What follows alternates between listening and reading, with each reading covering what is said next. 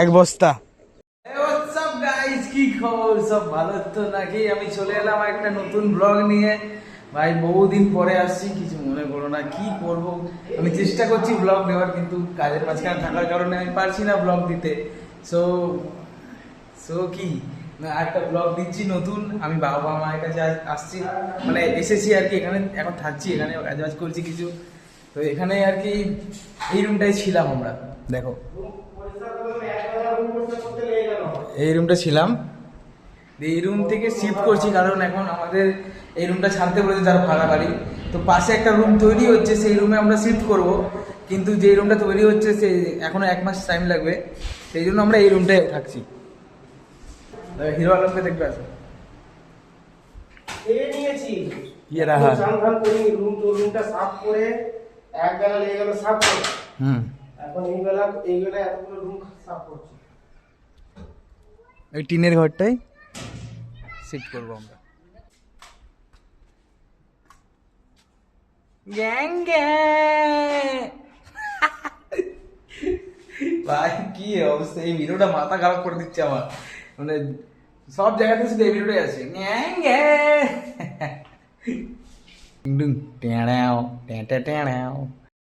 একটা জিনিস দেখাবো, দেখো ম্যাজিক্যাল মই। ম্যাজিক্যাল মই দেখো, স্থির হয়ে দাঁড়িয়ে আছে।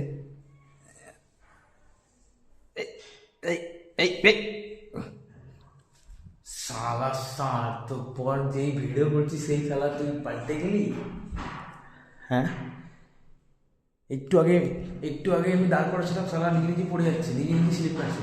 আর এখন খুব মজা পেয়ে গেছে। এই পেছনেরটা আমাদের রুম,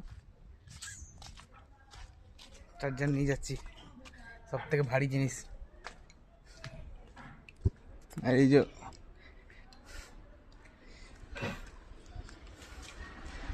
যা গরম হবে না, কোনো কথা হবে না। হাই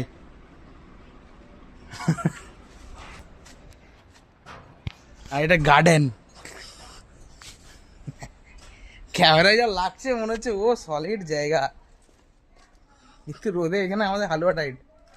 দেখো দেশি মম, দেশি বলতে কি বাঙালি মায়ের কাজ। কে কি হাসবো না কি করবো কিছু বুঝতে পারছি না।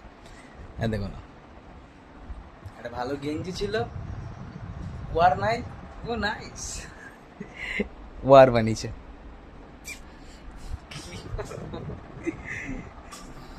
ইন্টেলিজেন্ট, এদেরকে নাসায় ডাকা উচিত, বড় বড় বৈজ্ঞানিকেরা।